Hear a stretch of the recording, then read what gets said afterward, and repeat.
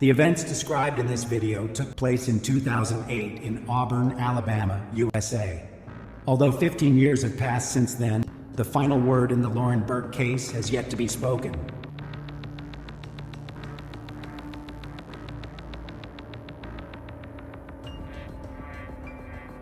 Lauren Ashley Burk was born December 30th, 1989 in Marietta, Georgia.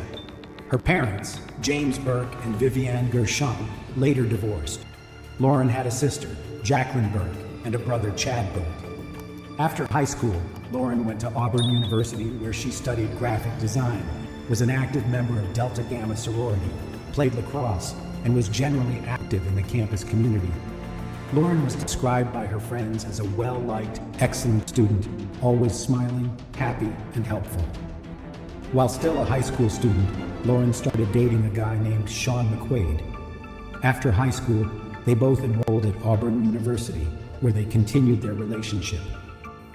At this point in life, getting an education was a priority for both young people, but that didn't stop them from making plans for their future together. Unfortunately, however, not all of Lauren's plans and dreams were destined to come true. She started the morning of March 4th, 2008, by having breakfast at a cafe with her boyfriend Sean. At 11 o'clock, Lauren went to class, after which she called her father James to discuss plans for the spring break and a visit to the dentist. After finishing her conversation with her father, she went to Sean's dorm, where she stayed until the evening. At 8:30 p.m., she had an appointment with her classmate Michael. They were to meet in the library and prepare a study assignment together. When Lauren, around 8 p.m., left Sean's room, it was already dark outside. Her car, a black 2001 Honda Civic, was parked in the parking lot next to the dorm, and she moved towards it. That was the last time Sean saw Lauren. Michael, whom Lauren was supposed to meet at the library, started calling her cell phone after she didn't show up for her appointment, but Lauren didn't answer for some reason. He kept calling over and over, and finally he heard Lauren's voice on the other end. She said she wasn't coming to the library because she'd forgotten all about the appointment, and then she hung up. A little later, at about 9 p.m., 911 received a call about an injured girl who had been seen lying on the road between the Farmville Baptist Church and Route 280 on the 147 freeway. It was Lauren. Drivers stopped their cars in the roadway, blocking traffic in both directions. Lauren was lying on her back in the middle of the road, taking slow, deep breaths. She was suffocating. There were many wounds on her body and only socks on her feet. At 9:12 p.m., the first police car arrived on the scene, at which point Lauren was already unconscious. A few minutes later, paramedics arrived, and as they loaded Lauren into the ambulance, her pulse was barely palpable. At 9:35 p.m., Lauren was taken to East Alabama Medical Center, where doctors began trying to save her life. 8 minutes earlier, at 9:27 p.m., 911 dispatchers received multiple reports of a car fire on the Auburn University campus. Firefighters and police were immediately sent to the address the callers gave. Unable to find the owner of the burning car among the crowd of curious students attracted by the fire from their dormitories, police checked the license plates and discovered that the owner of the car was someone named James Burk, a resident of Georgia. James Burk is Lauren's father. The police contacted James by phone and learned that the actual owner of the fire-ravaged Honda was his daughter, Lauren, who attends Auburn University. James immediately asked what was wrong with his daughter, but the police officers had nothing to say. They didn't know where Lauren was and told James that no one was in the burning car. After James talked to the police officer, he immediately started calling his daughter's cell phone, but she didn't answer, which only added to his anxiety. Unable to reach Lauren, James first called friends of his daughter that he knew, but none of them knew anything about her whereabouts or the car fire. He then called his ex-wife and Lauren's mother, Vivian Gershon, hoping that maybe she knew where their daughter might be. Lauren's mother didn't know anything about what had happened either. At 9:40 p.m., Vivian called her daughter's boyfriend, Sean. That's how Sean found out that Lauren was missing and that her car had been burned. Sean, calling mutual acquaintances of Lauren and trying to find out if anyone had seen her that evening, learned that she had canceled a meeting at the library saying she had forgotten about it. However, Sean knew for a fact that Lauren hadn't forgotten about her appointment for the evening, as when she left his room about 2 hours ago, she had planned to go straight to the library. While family and friends tried to figure out where Lauren had gone, doctors at East Alabama Medical Center were battling to keep her alive. Since Lauren was brought in unconscious and without any personal belongings or documents, the doctors did not know her name. Unfortunately, despite their best efforts, doctors were unable to save Lauren's life. She was pronounced dead about an hour after being admitted to the medical facility. The cause of her passing was a single bullet wound. The bullet, which had traveled out, had punctured both of Lauren's lungs. Experts concluded that the muzzle of the gun was only a few inches from Lauren's skin at the time of the shot. Police officers, comparing the girl's passing at the hospital and the burned-out car on campus, whose owner was missing, quickly realized that the victim, who could not be saved by doctors, was Lauren Burk. The very next day, March 5th, 2008, James Burk identified the body of his daughter after visiting from Atlanta. News of Lauren's passing quickly spread around campus. Auburn University released a statement about Lauren Burk's passing, urging students and staff to be extra cautious on and off campus, but assuring them that the campus is safe. Many of you and your parents have called and are understandably concerned. There is no indication of any additional danger to campus or student safety, the statement said. The Delta Gamma Society released a statement about what fraternity representatives called an unexpected and disturbing crime. The society urged sisters of the Auburn branch to cooperate fully with detectives while they sort out what happened. While Lauren's family and friends were grieving, police were trying to figure out who took her life, how the car fire was connected to it, and whether other students should be wary. Both the spot along the road where Lauren Burk was found and the area around her car were processed for evidence. We have put every resource we can into finding the person responsible for this crime, said Auburn Police spokesman Captain Tom Stouffer. Auburn, Alabama is a relatively quiet student community, and we take these things to heart. If someone gets hurt or dies, we all feel it, and we won't rest until we find the perpetrator. Stouffer also said that Alabama Governor Bob Riley offered a $10,000 reward for information leading to an arrest in Burke's case. Lauren's charred car was taken to the Auburn Police Department. Investigators from the State Forensic Laboratory and officers from the State Fire Chief's office sifted through the remains of the car's burned interior. They found scraps of burned clothing, Lauren's melted digital camera, and the car owner's manual. A .38 caliber bullet was found under the front seat, which could mean the interior of the car was the scene of the crime, and the perpetrator had set it on fire to destroy the evidence. Detectives interviewed Lauren's family, friends, and boyfriend. None of them could name a single person who wanted to harm Lauren and was capable of doing so. Knowing that before her passing, Lauren was in a dorm at Sean's, the investigators searched his room, but nothing was found to link Sean to the crime. After speaking with Michael, whom Lauren was supposed to meet in the library, detectives learned that when Lauren answered his phone, he heard a noise similar to that of a moving car. At the same time, it emerged that someone had used Lauren's bank card several times, shortly after she was found lying in the road. In all likelihood, the person who had Lauren's bank card was involved in her incident, and the police began looking for him. However, events soon took an unexpected turn. Less than 3 days after Lauren's passing, at 9:55 a.m. on March 7, 2008, in the parking lot of the Walmart supermarket in Noonan, Georgia, about 75 miles from Auburn, a man of African descent attacked a 72-year-old woman as she was getting into her car. The attacker hit her on the head, threatened her, and told her to get in the passenger seat. He himself got into the driver's seat and tried to drive away from the parking lot, but noticed that an eyewitness to the attack was following him, talking to someone on the phone. The thought of the bystander calling the police prompted the perpetrator to return to the Walmart parking lot. He stopped and got out of the stolen vehicle, ran over to a nearby silver Chrysler Sebring, got in, and fled the scene in a hurry. A few hours later, 4 officers chased the fleeing Chrysler at high speed toward Columbus, West Georgia. The driver did not respond in any way to stop, endangering other road users. During the chase, police observed the driver of the Chrysler throwing an object out the window. One of the chase crew stopped and searched for the object. Police officers found a .38 caliber revolver on the side of the road. Meanwhile, the chase continued, but at one point, the perpetrator's vehicle broke down and smoke billowed from under the hood. The driver stopped abruptly in the roadway and opened the door. Next, a police officer, who was in pursuit on a motorcycle, crashed into the open door. After the collision, the officer flew over the handlebars of the motorcycle and fell to the pavement, only fortunately not seriously injured.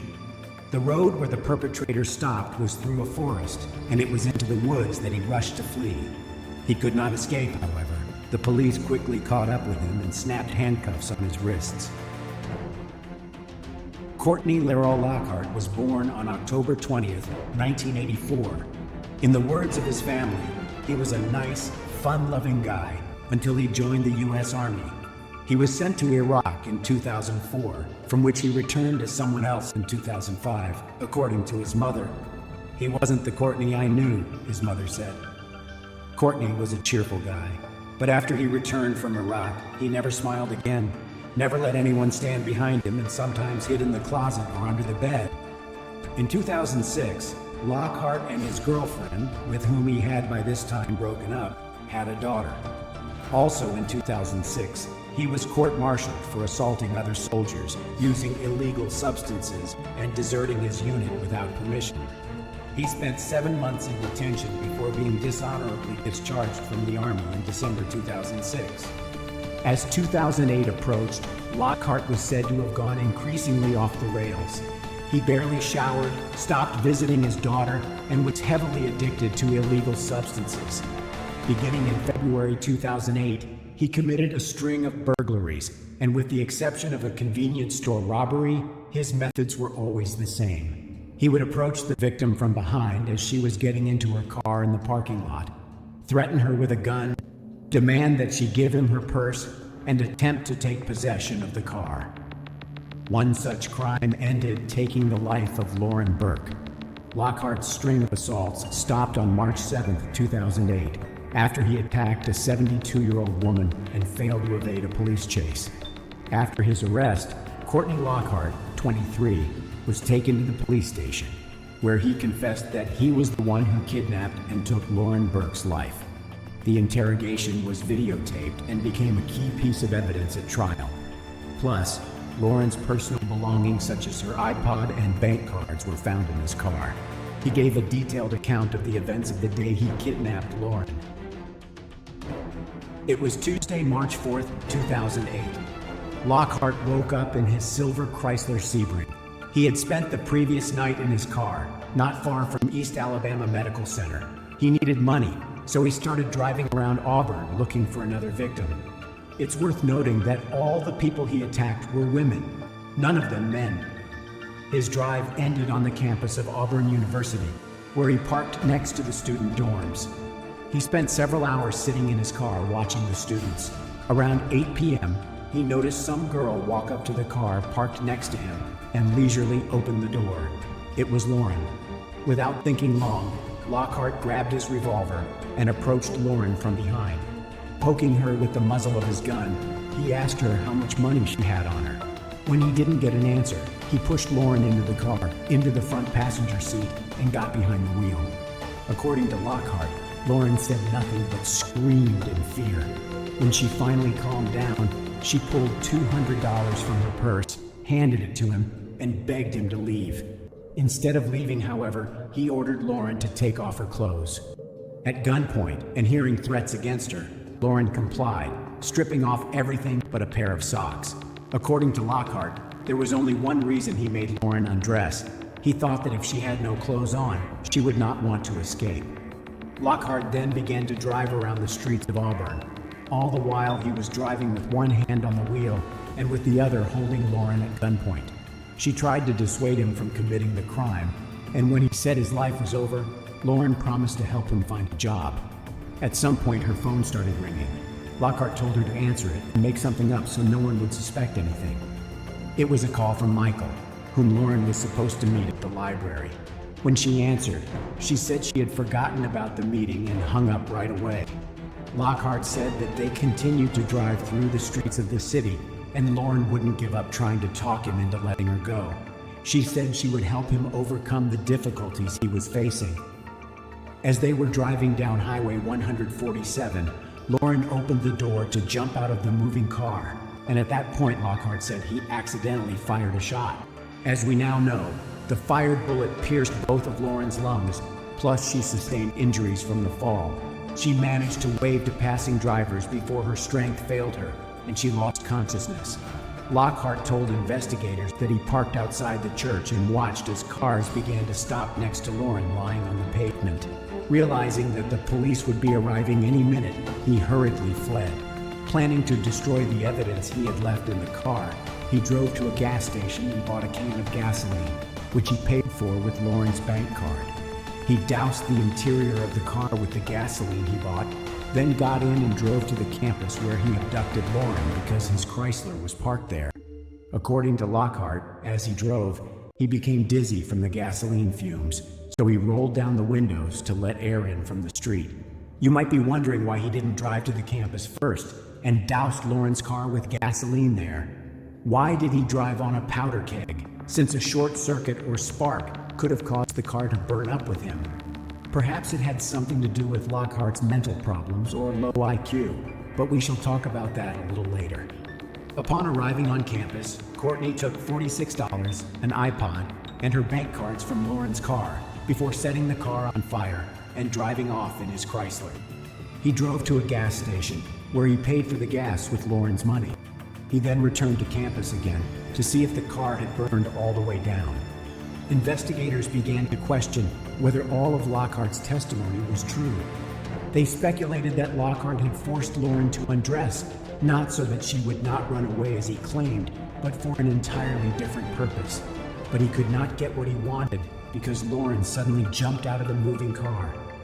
Also, the investigators doubted that Lockhart shot Lauren by accident. It seemed unlikely given the fact that Courtney had served in the Army and knew well how to handle a gun.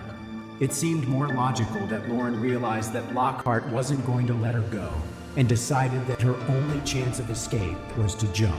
She opened the door, and as she jumped out of the car, and Lockhart shot her. Ballistics testing confirmed that the bullet found in Lauren's car was fired from the gun Lockhart had thrown out the window as he tried to evade a police chase. In addition, experts ran tests and ruled out the possibility of an accidental discharge. The trigger had to be pulled hard enough to make the shot. Lauren's family and friends bid her farewell on March 9th. The same day, investigators interrogated Lockhart for the second time. The next day, he was formally charged multiple times in the Lauren Burk case. The trial began on November 8th, 2010.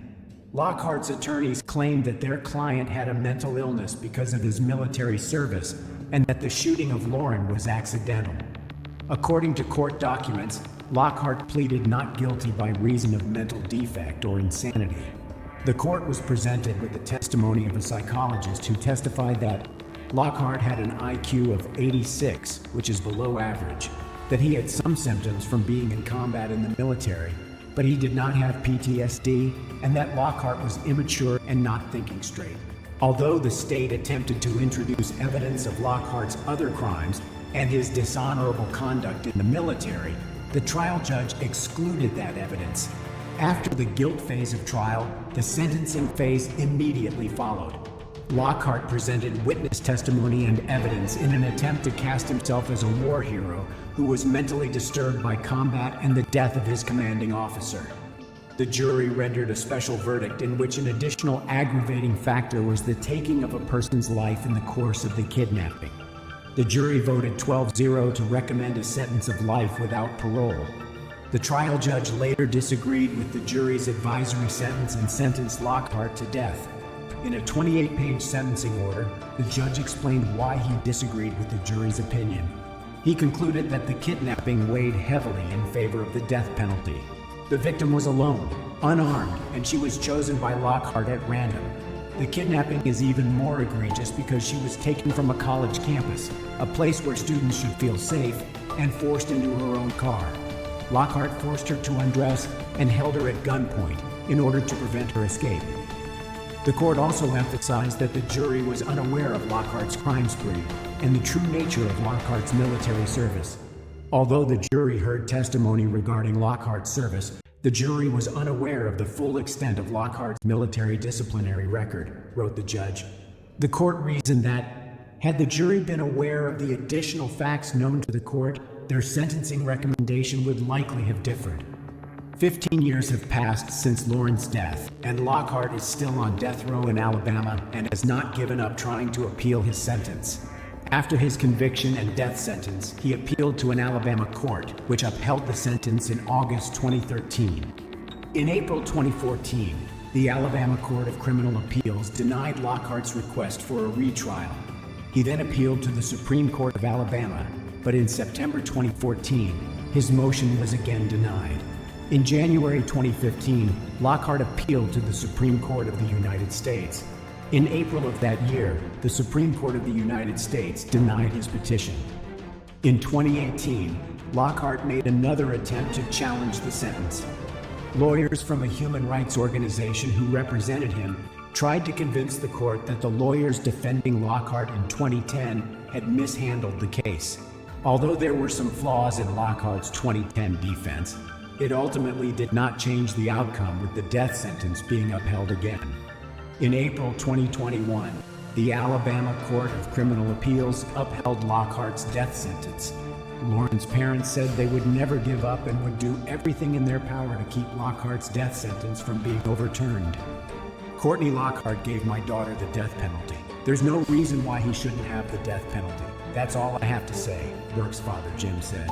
He didn't give her a second chance. He shouldn't get a second chance either, Lauren's mother Vivian said. As of today, Courtney Lockhart remains on death row